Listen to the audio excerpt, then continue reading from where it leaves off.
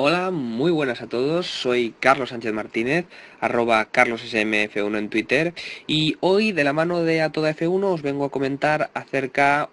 de uno de los elementos más curiosos vistos en los test post Gran Premio vividos esta semana en el circuito de Montmeló. Durante estos test desarrollados en el circuito de Cataluña la pasada semana, pues uno de los equipos que ha mostrado una serie de innovaciones respecto al resto de equipos a la hora de testear su monoplaza es el Williams Fórmula 1 Team. Bueno, pues en este caso concreto, bueno, pues ha mostrado un laboratorio aerodinámico andante con modificaciones del coche de este año, para evaluar un poco el comportamiento del vehículo y de las gomas con posibles cambios normativos de cara a la aerodinámica de 2017, ¿no? Em, Durante estas sesiones nos sorprendían con bueno, pues un alerón trasero un poquito diferente, con más planos alares y con dos winglets a los laterales del mismo. Este elemento ha generado diversidad de opiniones que finalmente, bueno, pues han desembocado en un enfoque claro hacia pruebas aerodinámicas de cara al año 2017, en donde es probable la vuelta a mayores cargas aerodinámicas con alerones traseros más bajos y más anchos. Este concepto de alerón mostrado por Williams no es un concepto nuevo, puesto que es muy similar a uno de los alerones que montaron en el pasado, como vemos en esta imagen. El concepto es diferente, puesto que en este caso era un alerón funcional que se empleaba, ¿no?, en, en el propio monoplaza y en su funcionamiento, con de nuevo dos planos que permiten, bueno, pues un ángulo de ataque mayor, evitando el desprendimiento de la capa límite. Eh, Realmente la aerodinámica no solo vale para poner alerones grandes, donde poner pegatinas o donde colocar elementos que sean más estéticos que funcionales. En el automovilismo de competición la función de la aerodinámica es vital y está íntimamente relacionada con el funcionamiento de las gomas y de los neumáticos en cada momento de, de la historia de la Fórmula 1, ¿no? Todos sabemos que existe una relación directa entre, digamos, la fuerza vertical y el rozamiento que se genera en un movimiento, ¿no? Esta fuerza vertical, pues una de las formas que tenemos efectivamente de aumentarla es mediante la carga aerodinámica, y la carga aerodinámica implica pues una colocación de estos elementos aerodinámicos en forma de perfiles alares invertidos, donde conseguiremos una menor presión en la cara inferior de ese plano y una mayor presión en la cara superior del mismo, generando una diferencia de presiones que se manifiesta tal y como si fuese un peso colgante, pero sin provocar la inercia que produciría la colocación del mismo, ¿no? Bueno, pues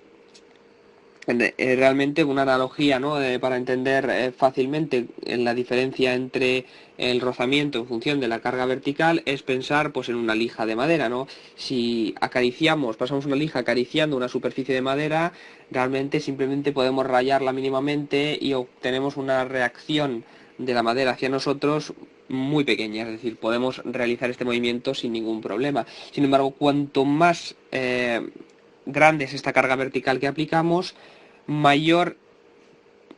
reacción ejerce dicho material, dicha madera, contra nuestro movimiento de lijado, y realizamos una mayor extracción de material,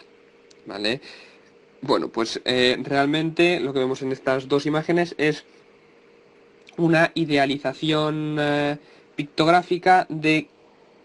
cuál es la causa del rozamiento, que en nuestro caso, en el caso de los neumáticos de vehículos de competición, se corresponde básicamente eh, con el agarre entre la goma y el pavimento. En este caso, bueno, pues vemos en ambas imágenes cómo esto se manifiesta entre un contacto de microcrestas del asfalto, y en nuestro caso no serían bloques, sino que sería un neumático que es goma, que es deformable y por tanto se adaptaría de una forma mucho mejor que estas representaciones pictográficas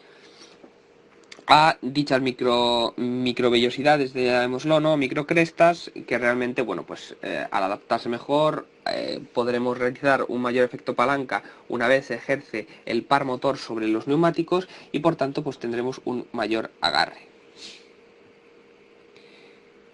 Este fenómeno, bueno, pues como hemos dicho, es similar al comportamiento de un neumático en su contacto con el pavimento. La aerodinámica puede considerarse en el ámbito del motorsport como un peso virtual, ¿no? En lo que hemos comentado anteriormente. Básicamente, cuando el aire circula alrededor de los perfiles, lo que hace es una fuerza vertical que no implica una fuerza equivalente a si colocásemos un peso tal cual, ¿no? Y por tanto, cuando el vehículo toma una curva, para un vehículo, el mismo vehículo tomando la misma curva a la misma velocidad con y sin aerodinámica,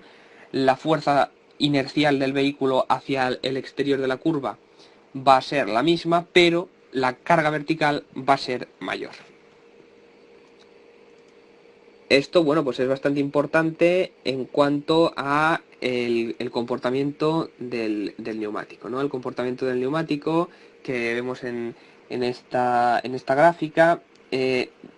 tenemos que existe una relación entre la fuerza vertical aplicada, la fuerza lateral generada por el neumático y el ángulo de deriva del mismo. El ángulo de deriva simplemente se corresponde con la deformación del neumático que se genera en la curva debido al agarre y a la inercia que tiende a deformar la goma, ¿no? Y generalmente se conoce como el ángulo de deriva del neumático, y bueno, pues realmente cuanto mayor es el ángulo de deriva, intrínsecamente implica un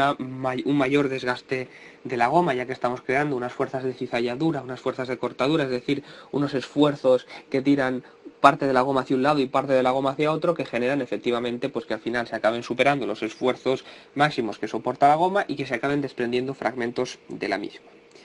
Bueno, pues el principio básico del uso de la aerodinámica es el que vemos en la gráfica. Para 100 kilos más de fuerza vertical sobre un neumático, vemos que pasamos efectivamente del punto A al punto B, para la misma fuerza lateral, es decir, si el vehículo estuviese tomando la misma curva, a la misma velocidad. Y vemos efectivamente que el ángulo de deriva, el slip angle, se reduce desde un valor de aproximadamente 4 a un valor de aproximadamente 2, 2,5. Es decir, estamos para una misma curva con carga aerodinámica, desgastamos menos el neumático que sin mayor carga aerodinámica. Y otra forma de verlo es efectivamente que podemos tomar obviamente más rápida la curva. ¿Por qué? Porque generamos más fuerza lateral, pasando del punto A al punto C, al tener una mayor carga aerodinámica para un mismo ángulo de deriva del neumático. Bueno, pues espero que les haya quedado claro. Aquí les dejo las referencias acerca de, bueno, pues básicamente las fuentes utilizadas en las gráficas e imágenes mostradas en el vídeo, y cualquier pregunta no duden en dejarla o a mi Twitter personal o al Twitter de A Todo F1, y bueno, pues muy buenas tardes.